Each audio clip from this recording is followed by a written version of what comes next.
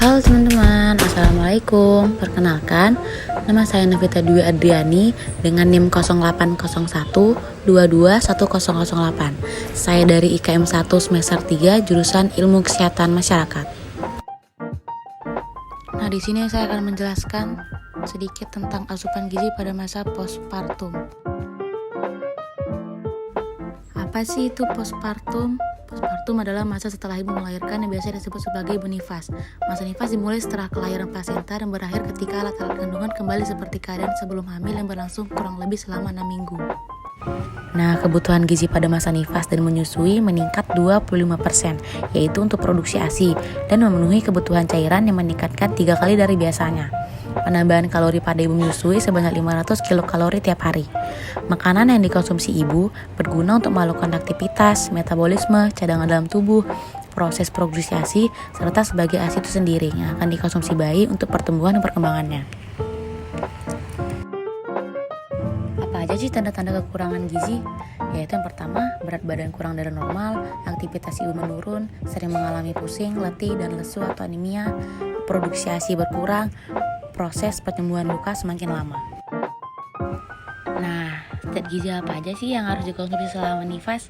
Kita simak yuk. Nah, yang pertama ada karbohidrat. Karbohidrat sangat penting bagi ibu menyusui karena karbohidrat berfungsi sebagai sumber energi. Energi yang dibutuhkan ketika menyusui lebih besar dibanding dengan yang tidak menyusui. Sumber karbohidrat seperti sagu, beras, jagung, tepung terigu, dan lain-lain. Nah, selanjutnya lemak. Lemak merupakan salah satu komponen penting untuk air susu. Lemak sangat dibutuhkan untuk pertumbuhan bayi. Jika berat badan ibu turun, maka bisa mempengaruhi berat badan bayi nantinya. Nah, selanjutnya ada protein. Protein adalah salah satu zat gizi yang paling penting. Manfaat protein yaitu mengatur pertumbuhan, perbaikan jaringan, perkembangan otak, dan produksi ASI. Nah, selanjutnya itu ada vitamin.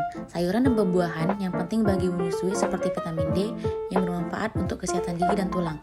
Sedangkan vitamin A untuk zat besi, kalsium, asam folat, dan lain-lain. Nah, yang terakhir ada cairan. Cairan sangat penting untuk ibu hamil. Dianjurkan untuk minum 2-3 liter per hari setara dengan 12-13 gelas per hari. Nah, selanjutnya hal apa saja sih yang tidak boleh dilakukan setelah melahirkan? Yaitu yang pertama, mengkonsumsi minuman kafein dan alkohol. Yang kedua, mengkonsumsi makanan terlalu pedas. Yang ketiga, hindari aktivitas mengangkat beban berat. Yang keempat, diet ketat. Yang terakhir, menginjak ketiga, buang air besar.